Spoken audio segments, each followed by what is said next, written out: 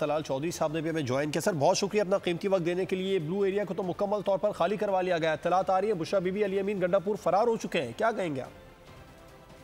دیکھیں یہ ایک افسوسناک بات یہ ہے کہ ایک اس جماعت نے ہمیشہ ہی کوئی اس طرح کا رول پلے کیا ہے جو کہ جس میں تشدد، جس میں توڑ پھوڑ، جس میں قوانین کی کو توڑنا، تو یہ اور کل سے ان سے بڑی نرمی سے پیش آیا جا رہا تھا۔ 2 دن سے انہیں کہا جا رہا تھا کہ آئیں بیٹھ کے بات کر لیتے ہیں، آپ ایک آئین کے دائرہ میں رہتے ہوئے دھرنا یا اپنا جلسہ ضرور کریں، مگر ان باتوں کو کمزوری سمجھا گیا اور اس کمزوری کو سمجھنا، اور اس کے بعد جب ریاست نے اپنا، یقیناً ریاست سے کوئی طاقتور نہیں ہوتا اور ریاست اس طرح کی ریڈ لائن جب کراس ہوتی ہیں تو وہ برداشت نہیں کرتی، تو جب ریاست نے ایک اپنی حکمت عملی کے تحت تھوڑا سا وقفہ دیا اور اس کے بعد اب قانون کی عملداری شروع کی تو پھر آپ کے سامنے۔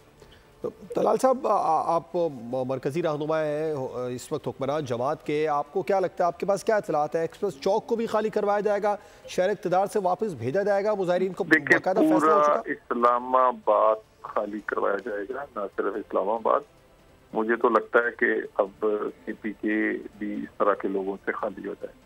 رائٹ، آپ سمجھتے ہیں کہ یہ جو جلسہ دھرنا اس وقت وہاں پر مظاہرین نے دیا ہے ان کو واپس بھیج دیا جائے گا جہاں سے بھی آئے؟ بالکل، بہت بڑی تعداد میں لوگ گرفتار ہوں گے اور باقی ہر صورت پورا کلیئر کروا دیا جائے۔ سبسکرائب کریں اور بیل دبائیں تاکہ کوئی خبر رہ نہ جائے۔